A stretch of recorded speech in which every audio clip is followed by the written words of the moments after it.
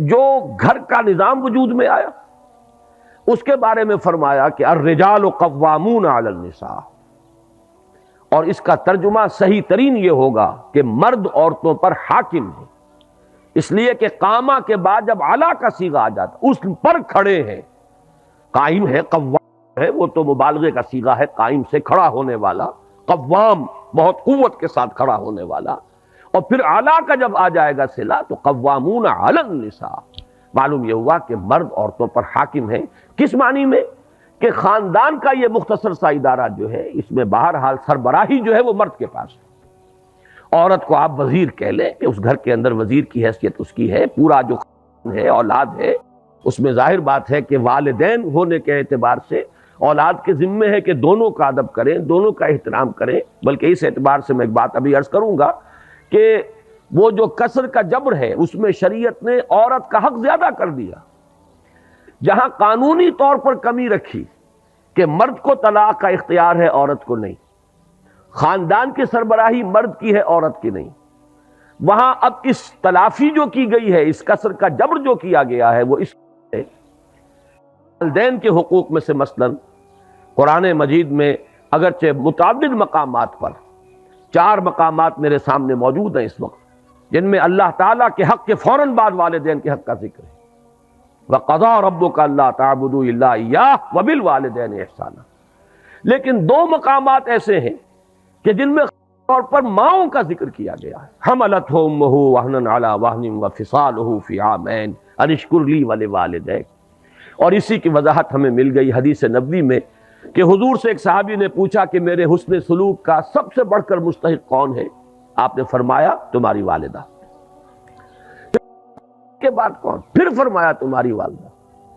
تیسری مرتبہ پوچھا پھر کون؟ پھر فرمایا تمہاری والدہ، چوتھی مرتبہ پوچھنے پر فرمایا کہ تمہارے والد۔ معلوم یہ ہوا کہ 3 گنا حق ہے ماں کا باپ کے مقابلے میں، ادب، احترام اور اس دلجوئی، اس کے اعتبار سے گویا کہ یہ وہ کسر کا جبر ہو رہا ہے کہ قانونی اعتبار سے اگر وہاں کوئی کمی تھی تو اس اعتبار سے اس کی تلافی کر دی۔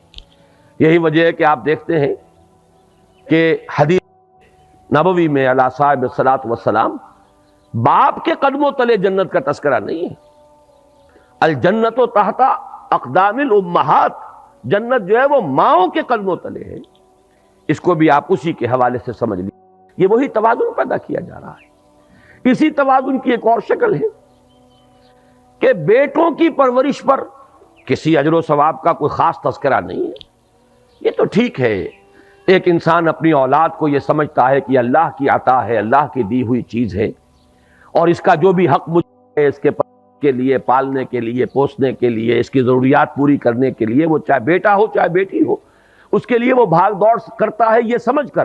کہ یہ اللہ کی طرف سے مجھ پر ذمہ داری عائد کی گئی ہے، تو خواہ وہ بیٹا ہو خواہ بیٹی ہو، دونوں کے اعتبار سے اجر ملے گا انسان کو۔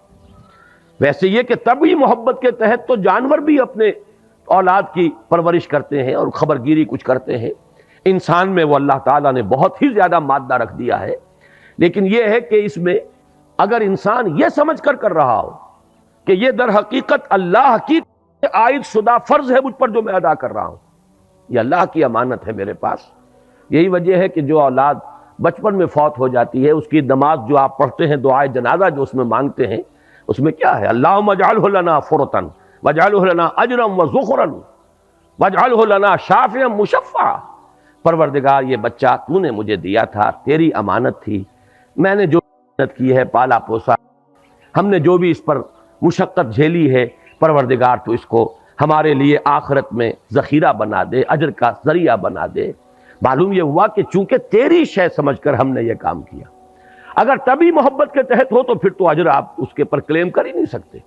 تو اس اعتبار سے تو لڑکے اور لڑکی میں کوئی فرق نہیں ہے۔ لیکن یہ کہ آگے چل کر ساری احادیث کے اندر لڑکیوں کے پالنے پوسنے کے بارے میں ہے، کہیں کہ جس نے 2 بچیوں کو بھی بڑی یعنی دلی محبت پالا پوسا، پروان چڑھایا، تعدیب اور تعلیم دی، اور وہ ان کو وہ جوان ہوئیں، دونوں اس کے لیے اوٹ بن جائیں گی قیامت کے دن کہ جہنم میں نہیں جانے دیں گی، سترم من النار، اوٹ اور پردہ بن جائیں گی جہنم سے، اور بعض روایات میں تو ایک بچی کے بارے میں بھی یہ موجود ہے۔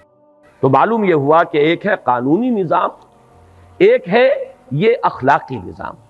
قانونی نظام میں وہ کیوں فرق رکھا گیا، وہ بھی بڑی ہی سیدھی سی بات ہے، منطقی سی بات ہے۔ اگر آدمی ضد پر ڈھٹائی پر نہ اتر آئے تو عقل سلیم اسے قبول کرے گی، اور وہ یہ ہے کہ کسی بھی ادارے کے دو سربراہ بالکل مساوی اختیارات والے نہیں ہو سکتے۔ اگر ہوں گے وہ ادارہ جو ہے اس میں فساد پیدا ہو جائے گا، بد انتظامی ہوگی، ہنگامہ ہوگا، نظم قائم رہ ہی نہیں سکتا کہ دو سربراہ ہو گئے۔ تو اسی لیے آپ مینیجنگ ڈائریکٹر کسی لمیٹڈ کمپنی میں ایک ہی پائیں گے، ڈائریکٹر 50 بنا لیجئے آپ۔ اسی طریقے سے محکمے ہیں تو ان میں ڈائریکٹر اوپر ایک ہوگا، deputy director, assistant director, joint director, جتنے چاہے بنا لیں۔ لیکن یہ پر جا کر اگر ایک سربراہ ہے، ایک کی مرضی، ایک کی ثوابدید، ایک کی جو بھی ترجیحات ہیں، اگر وہ بروئے کار نہیں آتی تو نتیجہ